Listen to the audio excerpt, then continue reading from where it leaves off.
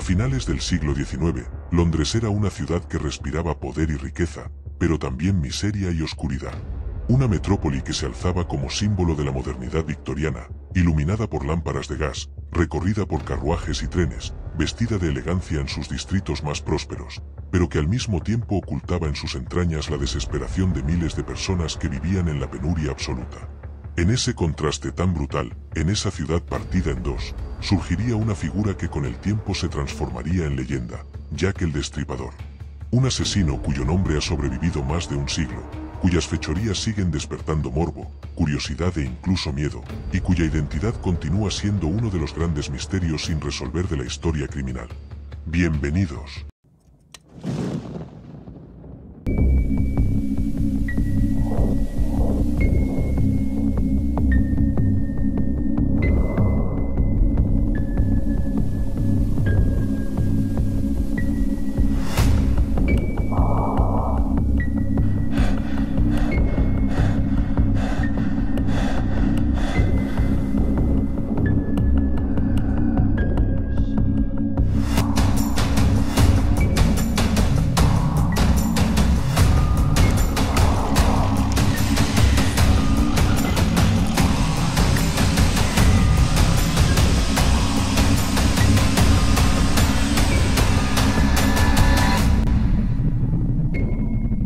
Hoy nos sumergiremos en la historia de este personaje, y más aún, en la historia de la ciudad y las circunstancias que lo hicieron posible.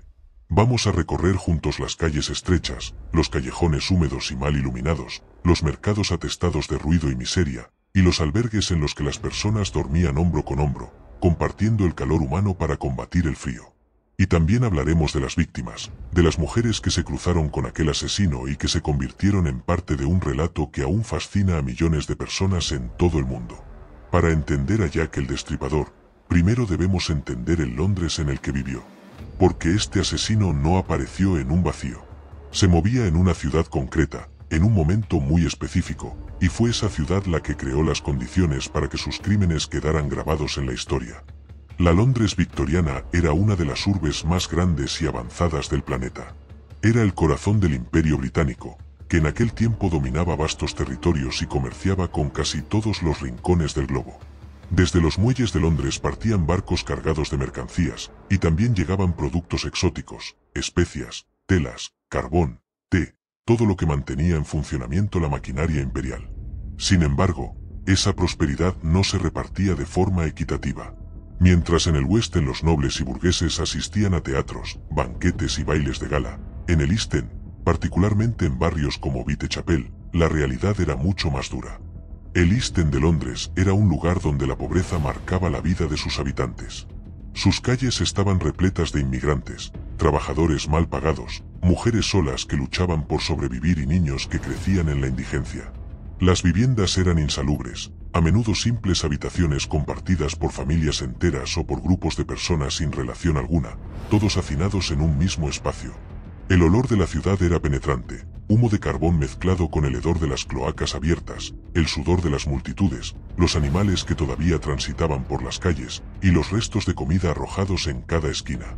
En Whitechapel, la vida se organizaba en torno a mercados como Petticoat Lane y a las innumerables tabernas que ofrecían refugio temporal, alcohol barato y, en muchos casos, compañía sexual.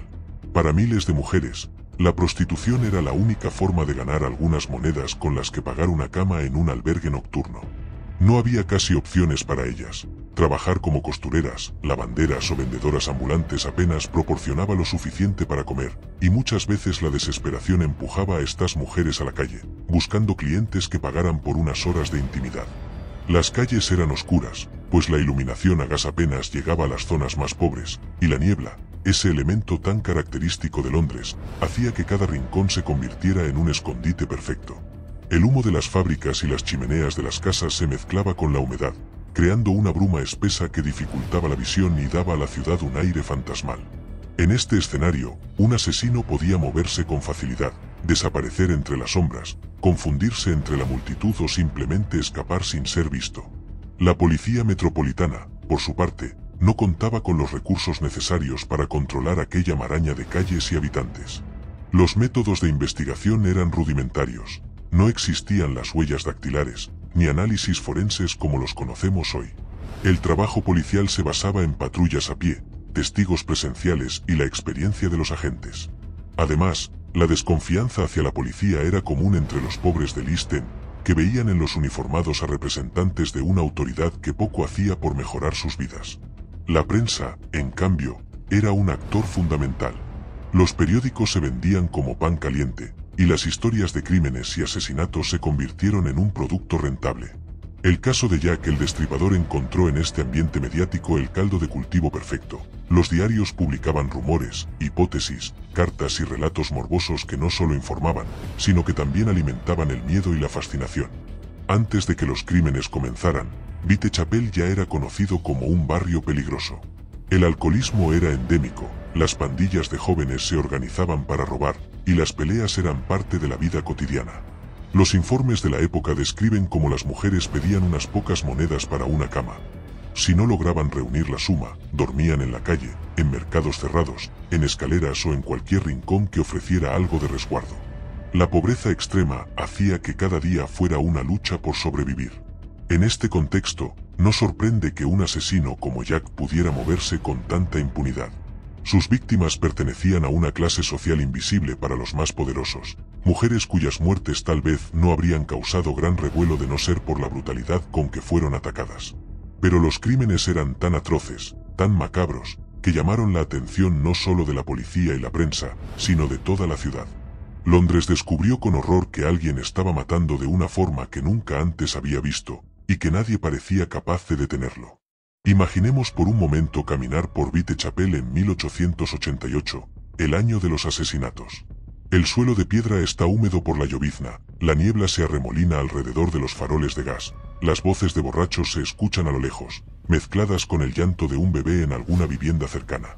Mujeres cansadas se apoyan en las paredes de tabernas ofreciendo sus servicios, mientras otros transeúntes, con los abrigos gastados, buscan llegar a tiempo a los albergues antes de que cierren sus puertas. El aire huele a carbón, a cerveza derramada, a sudor. Y en ese escenario, un hombre anónimo se desliza entre las sombras, buscando a su próxima víctima. Ese es el Londres en el que vivió Jack el Destripador. Una ciudad de contrastes, de opulencia y miseria, de progreso y atraso, de luces brillantes y callejones oscuros. Una ciudad donde miles de personas se esforzaban por sobrevivir cada día, sin saber que muy pronto un asesino transformaría su barrio en un lugar recordado para siempre por el miedo y la muerte.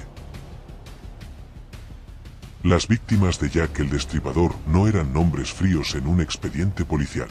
Eran mujeres con historias, con pasados, con alegrías y desgracias, con familias que alguna vez las quisieron y con vidas marcadas por la pobreza. Hoy las recordamos como parte de un caso criminal, pero fueron personas reales que vivieron y murieron en las calles de Whitechapel. Para comprender la magnitud de este caso, debemos detenernos en cada una de ellas. La primera víctima reconocida oficialmente fue Mary Ann Nichols. Su nombre completo era Mary Ann Walker, aunque en los documentos también aparece como Pally Nichols. Nació en 1845 en una familia de clase trabajadora. Se casó joven y tuvo varios hijos, pero la vida no fue amable con ella. Su matrimonio terminó en separación, y en aquel tiempo, para una mujer sin recursos, eso significaba prácticamente la ruina. Pally intentó encontrar trabajo como sirvienta y empleada doméstica, pero los salarios eran bajos y la estabilidad casi inexistente. Terminó en los albergues de East End, durmiendo en camas alquiladas por unas pocas monedas, cuando no podía pagarlas, en las calles. La prostitución fue para ella una opción de supervivencia, no una elección. La noche del 31 de agosto de 1888, Mary Ann Nichols fue vista por última vez con vida en Whitechapel. Estaba intentando conseguir el dinero para pagar su alojamiento. Varias personas recordaron haberla visto en estado de embriaguez, pero aún lúcida, caminando por las calles en busca de un cliente. Su cuerpo fue encontrado a las 3:40 de la madrugada por un cochero en Bucks Row, una calle oscura y silenciosa. La imagen que se encontraron los primeros en llegar fue aterradora. Mary Ann yacía con el cuello cortado profundamente, hasta casi decapitarla, y con múltiples heridas en el abdomen. El crimen no era un simple asesinato, había sido un acto brutal, casi quirúrgico. La policía acudió, pero no tenía pistas. Era solo el inicio. La segunda víctima fue Annie Chapman. Nació en 1841, y como Mary Ann, provenía de una familia humilde. Se casó y tuvo varios hijos, pero la tragedia marcó su vida. 2 de sus hijos murieron jóvenes, y su matrimonio terminó desmoronándose debido al alcoholismo de ambos. Annie vivía en la calle, a veces vendiendo baratijas para obtener unas monedas, otras recurriendo a la prostitución. La madrugada del 8 de septiembre de 1888, Annie fue encontrada en el patio trasero del número 29 de Ambury Street. La escena era todavía más macabra que en el caso anterior. Tenía la garganta cortada y el abdomen abierto, con órganos internos removidos. La brutalidad del ataque indicaba no solo violencia extrema, sino también un conocimiento básico de anatomía. Los investigadores empezaron a sospechar que el asesino podía tener formación médica o experiencia en el manejo de cuchillos. La muerte de Annie causó conmoción. La gente comenzó a hablar de un asesino serial, aunque el término aún no existía en el vocabulario policial. El 30 de septiembre de 1888, Jack el Destripador cometió lo que después sería llamado el doble evento. 2 mujeres fueron asesinadas la misma noche, con menos de una hora de diferencia. La primera fue Elizabeth Stride. Nació en Suecia en 1843 y emigró a Inglaterra. En Londres trabajó como sirvienta, pero pronto su vida tomó un rumbo difícil. Elizabeth tenía una personalidad fuerte, era conocida por su carácter y por las discusiones que solía tener con sus parejas y conocidos. También luchaba contra el alcoholismo. Esa noche fue vista en varias tabernas de Whitechapel, y poco después, su cuerpo fue hallado en Duffields Yard, cerca de Verne Street. La particularidad de este caso es que Elizabeth tenía la garganta cortada, pero no presentaba mutilaciones en el abdomen, como las anteriores víctimas. Esto hizo pensar a la policía que el asesino pudo haber sido interrumpido, forzado a huir antes de completar su macabra rutina. Menos de una hora después, la segunda víctima de esa noche apareció en Mitre Square.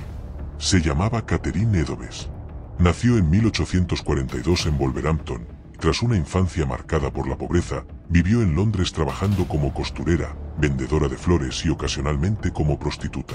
Catherine también luchaba contra el alcohol, y de hecho, esa misma noche había sido detenida por la policía debido a su estado de embriaguez. Fue liberada poco después de la medianoche y se dirigió a las calles cercanas. Allí encontró a su asesino. Su cuerpo fue hallado con el cuello cortado, el abdomen abierto y órganos removidos. A diferencia de Elizabeth, Catherine sufrió mutilaciones horribles, incluso en el rostro. El contraste entre ambas muertes la misma noche reforzó la teoría de que Jack había tenido que interrumpir el primer ataque y buscó rápidamente otra víctima para saciar su impulso asesino. La última víctima confirmada de Jack el Destripador fue Mary Jane Kelly, quizá la más enigmática de todas. Mary Jane nació alrededor de 1863, aunque su vida está envuelta en misterio.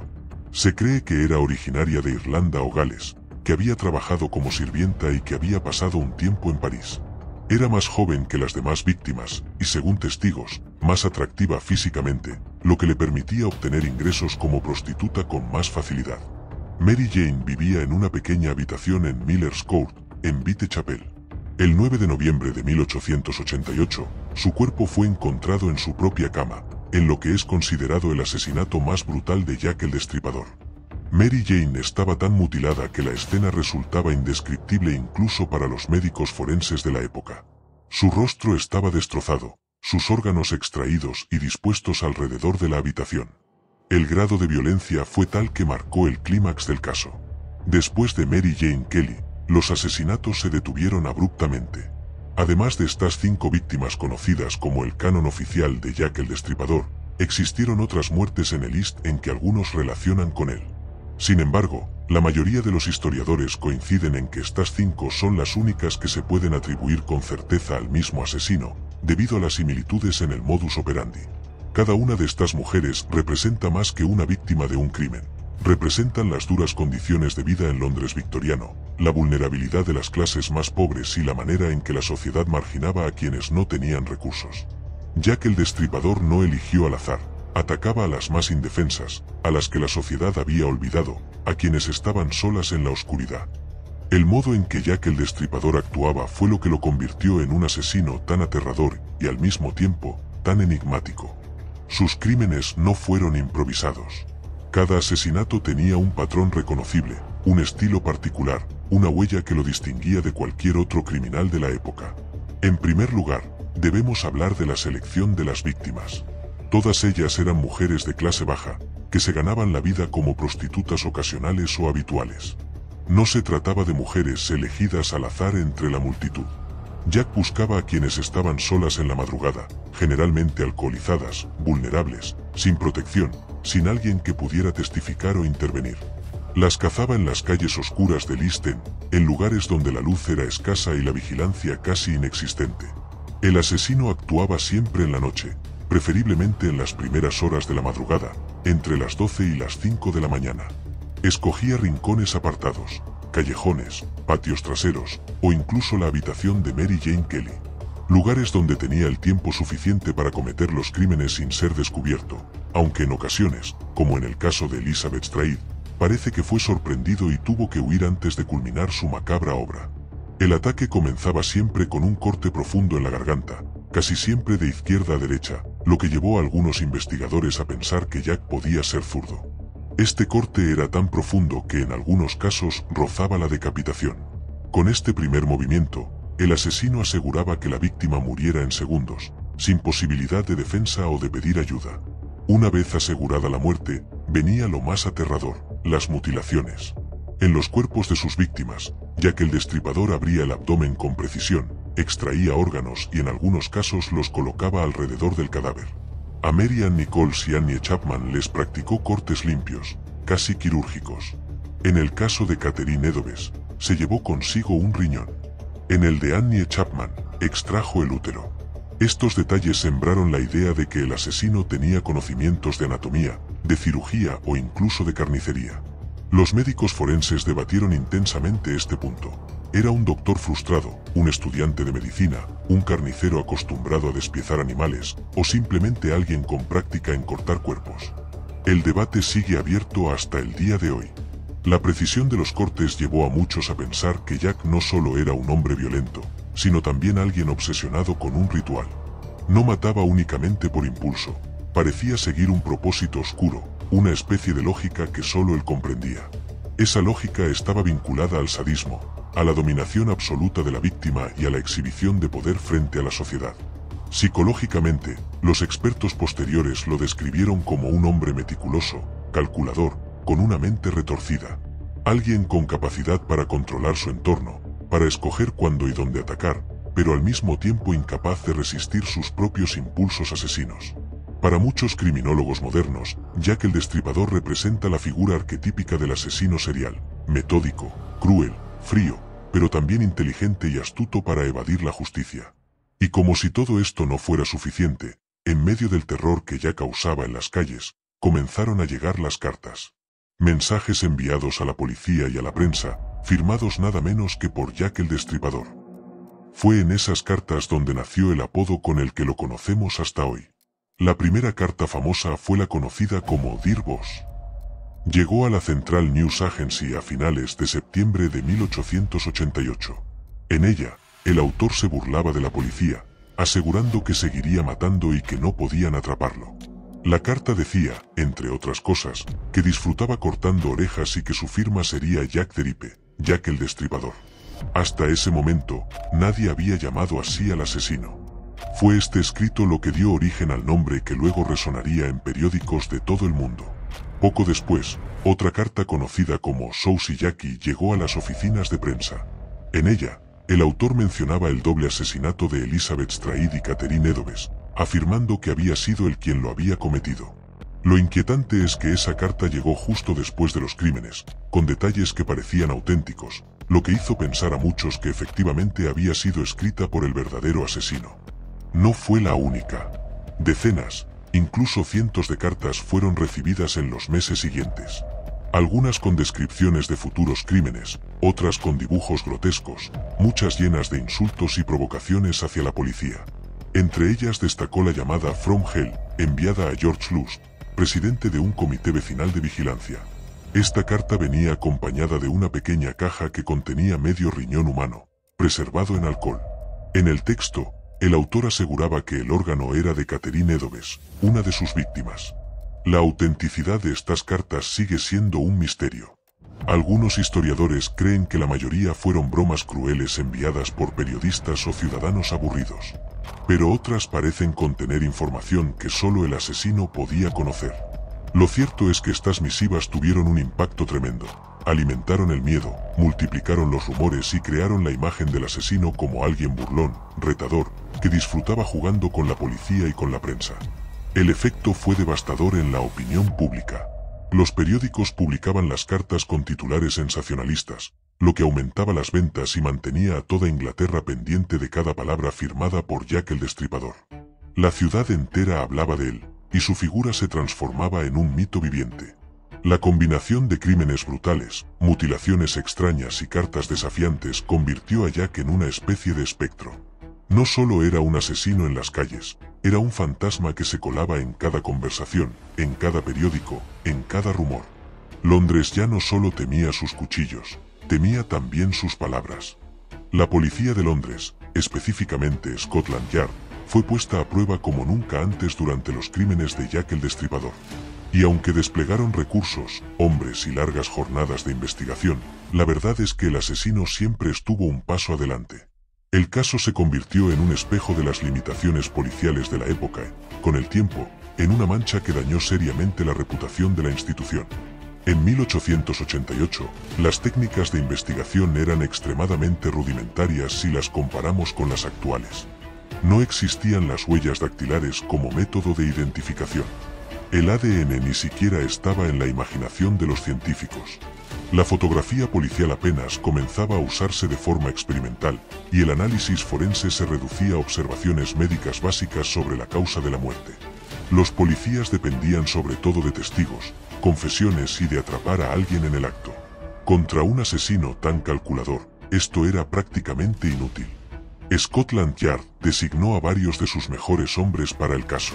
Uno de los más destacados fue el inspector Frederick George Aberline, un investigador experimentado que conocía bien el East End y sus barrios. Aberline pasó noches enteras recorriendo Whitechapel, interrogando a vecinos, prostitutas, taberneros y cualquiera que pudiera aportar una pista.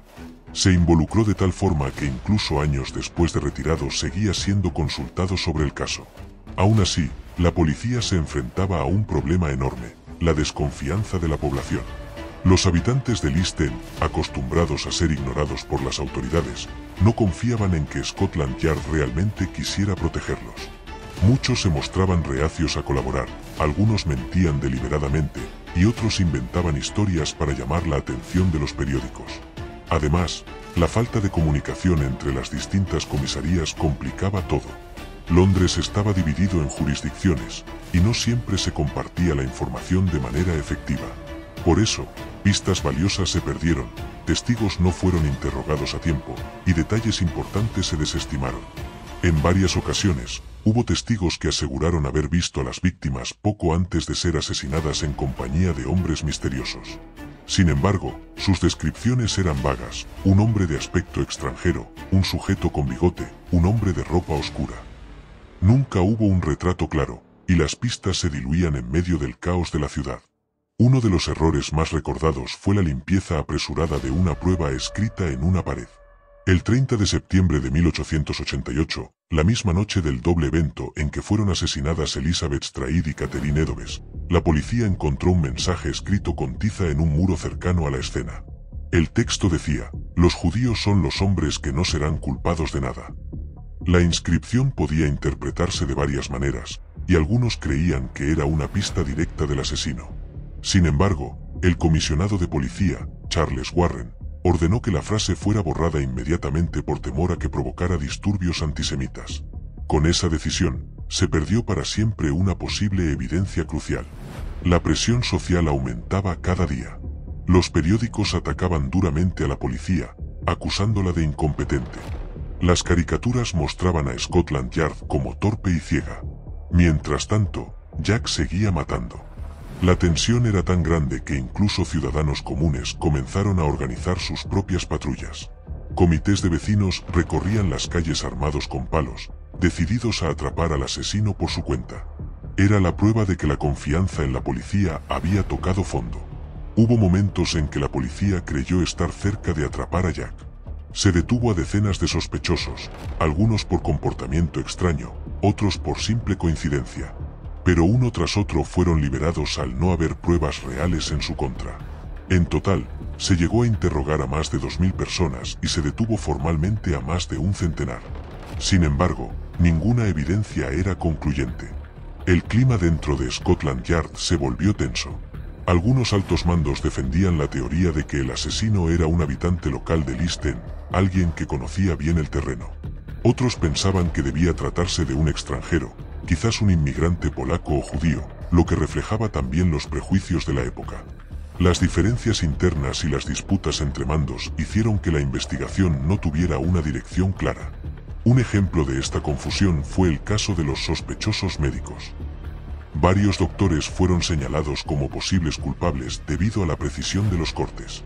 Uno de ellos fue el doctor Thomas Neil Crimm, un médico que luego sería ejecutado por envenenar a varias mujeres. Sin embargo, al momento de los crímenes de Jack el Destripador, Crimm estaba encarcelado en Estados Unidos, por lo que su participación era imposible. Aún así, su nombre quedó ligado por mucho tiempo al caso, como muestra de la desesperación policial por encontrar respuestas. Otro gran obstáculo fue la inmensa cobertura mediática.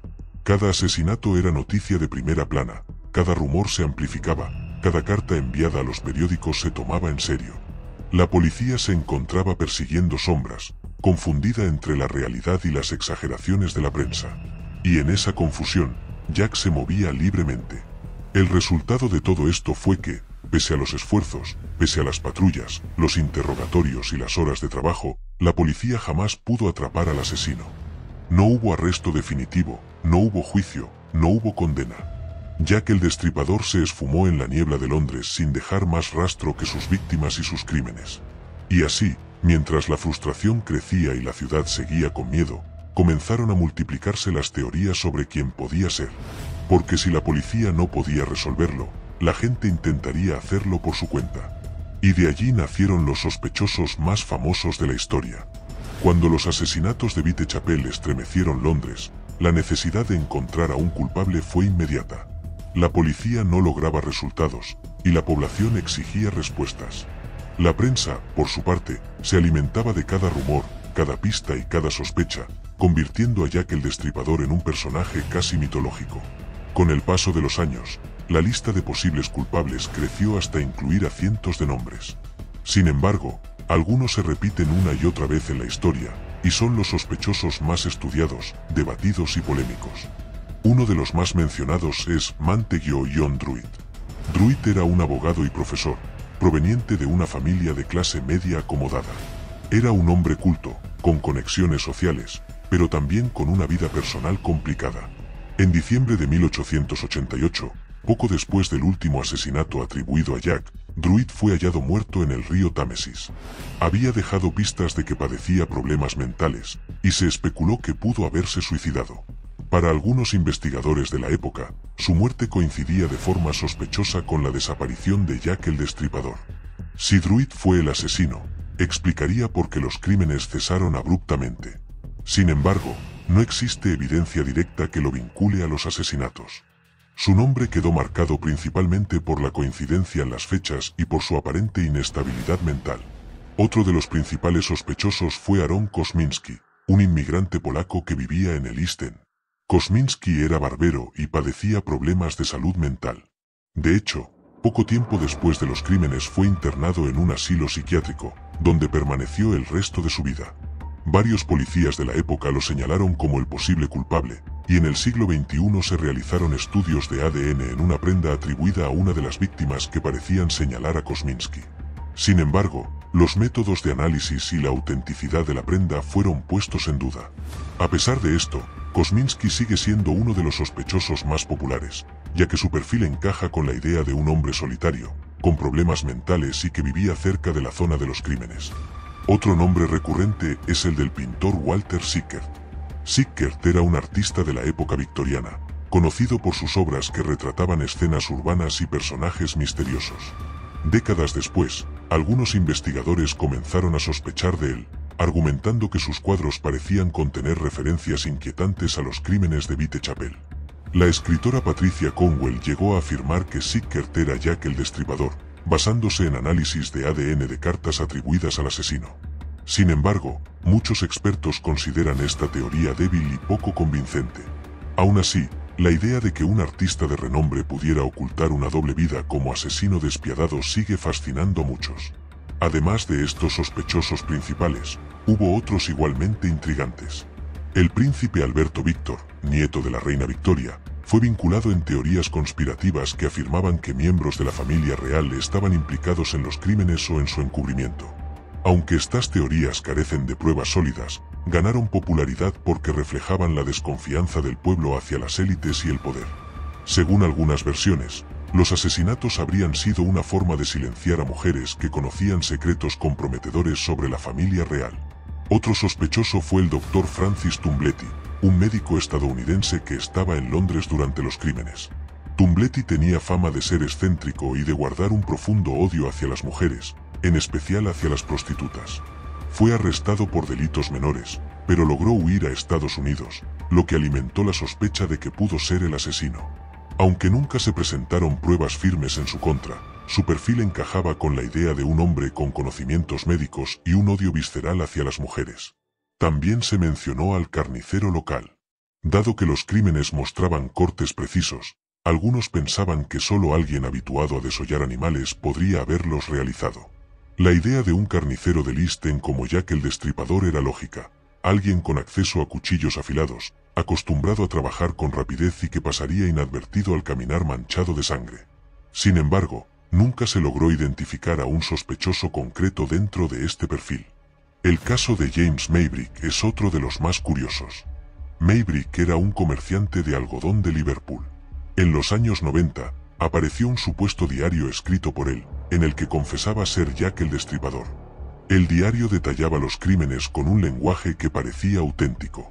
Sin embargo, pronto surgieron dudas sobre su autenticidad, y muchos lo catalogaron como un fraude. Aún así, la teoría de Maybrick sigue siendo discutida, y hay quienes creen que el diario podría contener al menos parte de la verdad. Lo fascinante de todos estos sospechosos es que, a pesar de las diferencias, ninguno ha podido ser vinculado de manera definitiva a los asesinatos. Cada teoría tiene vacíos, contradicciones o pruebas insuficientes. Es como si Jack el Destripador se burlara desde el pasado, dejando que las sospechas se multipliquen sin que ninguna logre atraparlo. Con el paso del tiempo, han surgido teorías más modernas y hasta extravagantes. Algunos han sugerido que Jack pudo haber sido una mujer, una hipótesis conocida como Gilderipe. Según esta idea, los policías de la época nunca habrían sospechado de una mujer, lo que le habría permitido moverse libremente.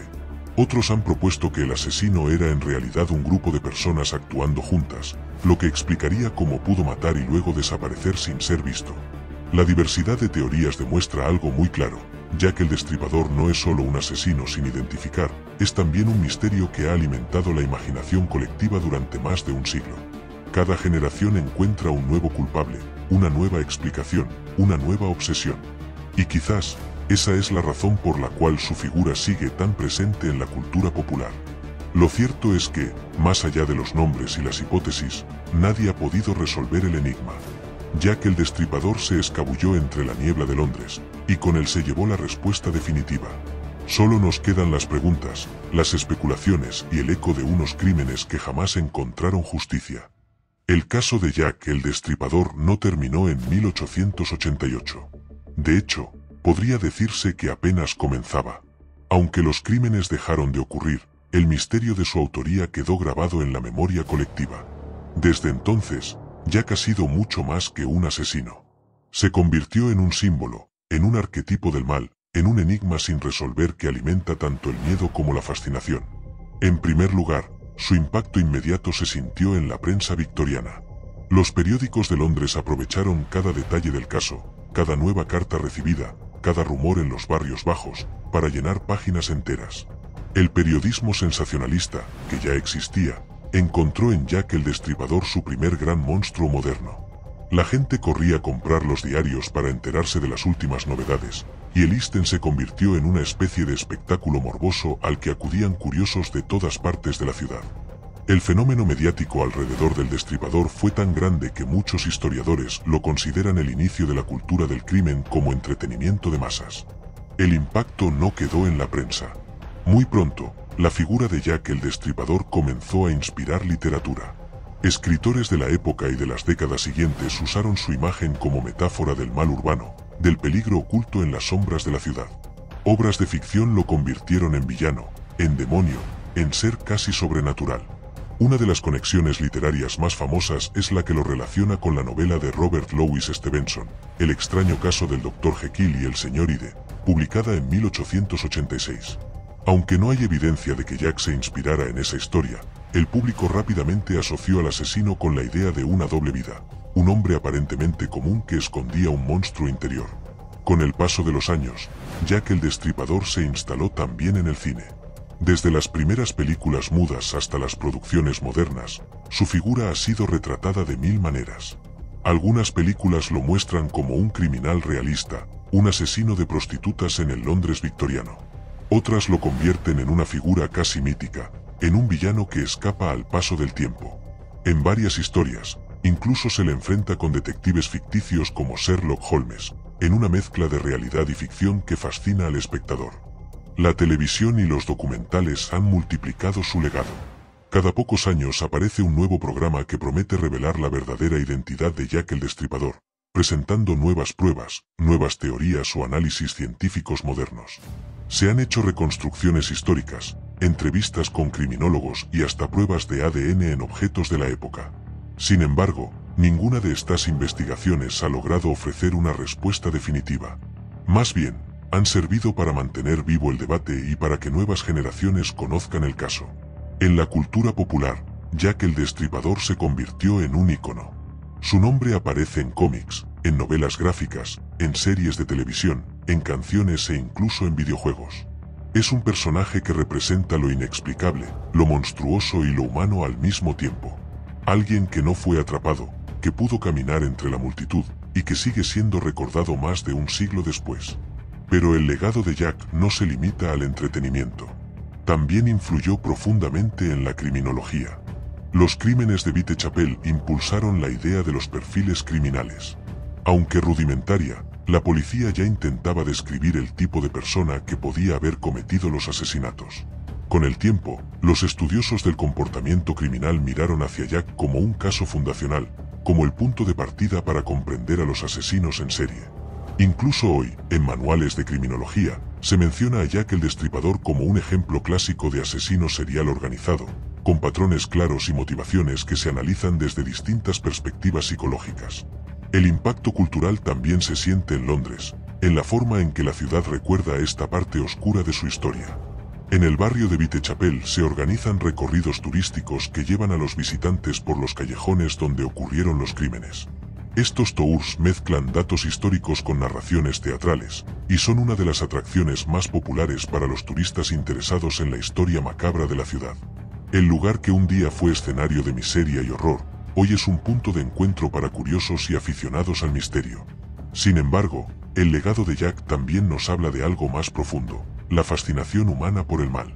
La razón por la que seguimos hablando de él no es solo porque nunca fue atrapado, sino porque representa un miedo universal. El miedo a lo desconocido, al enemigo invisible que puede estar en cualquier esquina, en cualquier calle oscura. Jack el Destripador no es solo un asesino de mujeres en un barrio pobre del Londres victoriano. Es la personificación del misterio sin resolver, del crimen perfecto que escapa a toda lógica y a toda justicia. Más de 100 años después, su nombre sigue siendo pronunciado con un escalofrío. Jack el Destripador pertenece a una galería de figuras siniestras que trascienden la historia y se convierten en leyenda. Y como toda leyenda, su poder no está en lo que sabemos de él, sino en lo que nunca supimos. En lo que quedó sin respuesta. En ese vacío que sigue abierto y que continuará generando preguntas por generaciones enteras. Y así llegamos al final de este recorrido por uno de los capítulos más oscuros y enigmáticos de la historia criminal. Hemos viajado al Londres victoriano, con sus calles húmedas, sus farolas de gas y sus barrios donde la pobreza era tan habitual como el humo que salía de las fábricas. Hemos conocido a las mujeres que, más que simples nombres en un expediente policial, eran personas reales, con vidas, sueños, problemas y esperanzas truncadas de manera brutal. Mary Ann Nichols, Annie Chapman, Elizabeth Stride, Catherine Eddowes y Mary Jane Kelly. 5 vidas que simbolizan a muchas otras olvidadas. 5 nombres que se convirtieron en el eco eterno de la violencia que azotó a Listen. Hemos analizado la manera en que el asesino actuaba, su modus operandi preciso, su aparente conocimiento del cuerpo humano, y la forma en que la policía, con recursos limitados y bajo enorme presión social, intentó atraparlo sin éxito. Vimos cómo aparecieron cartas que quizás escribió él, o tal vez fueron inventos de periodistas buscando vender periódicos. Y repasamos la larga lista de sospechosos que, generación tras generación, han sido señalados como posibles culpables. Ninguno con pruebas definitivas, todos con sombras de duda. Más de un siglo después, el caso sigue abierto en la memoria colectiva. No importa que nunca vaya a resolverse de manera definitiva. No importa que las pruebas se hayan perdido con el tiempo y que los testigos hayan muerto hace ya más de 100 años. Lo que importa es que Jack el Destripador sigue siendo un misterio, y los misterios ejercen una atracción irresistible sobre nosotros. Porque el ser humano no solo teme a lo desconocido, también lo busca, lo investiga, lo convierte en historia, en leyenda, en arte y en cultura. Tal vez esa sea la razón por la cual seguimos hablando de él. Porque Jack no es únicamente un asesino que escapó a la justicia. Es también un espejo en el que nos miramos como sociedad. Nos recuerda lo vulnerables que somos, lo imperfectas que eran, y aún son, nuestras instituciones, y la facilidad con la que el miedo puede apoderarse de una ciudad entera. Jack el Destripador es un recordatorio de que el mal puede esconderse en cualquier sombra, de que puede tener cualquier rostro, y de que a veces no deja huellas claras que nos permitan atraparlo. Hoy su figura habita en novelas, películas, documentales y hasta en recorridos turísticos. Pero, sobre todo, habita en la imaginación. Y esa es la clave de su inmortalidad. Porque un crimen resuelto se archiva, se cierra, se olvida. Un crimen sin respuesta, en cambio, permanece vivo. Genera debates, inspira teorías y provoca escalofríos incluso en quienes lo escuchan más de 100 años después.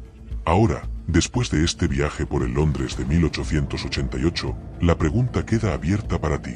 Si pudieras caminar por esas calles empedradas, iluminadas apenas por la tenue luz de un farol de gas, escuchando pasos que se acercan en la oscuridad, ¿te atreverías a recorrer el East End en la misma noche en que Jack el Destripador acechaba a sus víctimas? El misterio sigue ahí. La sombra del Destripador no se ha desvanecido. Y quizás nunca lo haga. Porque más allá del asesino real que un día existió, lo que perdura es la leyenda. Una leyenda que nos recuerda que, en ocasiones, los enigmas más perturbadores no están destinados a resolverse, sino a acompañarnos generación tras generación. Gracias por acompañarme en este recorrido. Si disfrutas de estas historias y quieres seguir explorando los grandes misterios del crimen y la historia, suscríbete, deja tu comentario y comparte tu opinión. ¿Quién crees que fue Jack el Destripador? ¿Un hombre común, un médico con secretos, un aristócrata intocable? La discusión está abierta, y quizás tu teoría sea tan válida como cualquier otra. Este fue Jack el Destripador. El asesino que nunca fue atrapado. El misterio que nunca fue resuelto. La sombra que sigue viva en las calles de Londres. Y antes de despedirme quiero agradecerte por haber llegado hasta aquí, por acompañarme en este viaje a través de la historia, el misterio y el crimen. Si este vídeo te ha gustado, te invito a suscribirte al canal para no perderte los próximos episodios, dejar tu comentario compartiendo tu opinión o teoría, y darle like para que más personas puedan descubrir este contenido. Tu apoyo es lo que hace posible que sigamos explorando juntos los enigmas más fascinantes del pasado. Nos vemos en el próximo vídeo, y recuerda, la historia siempre guarda secretos, solo hay que atreverse a buscarlos.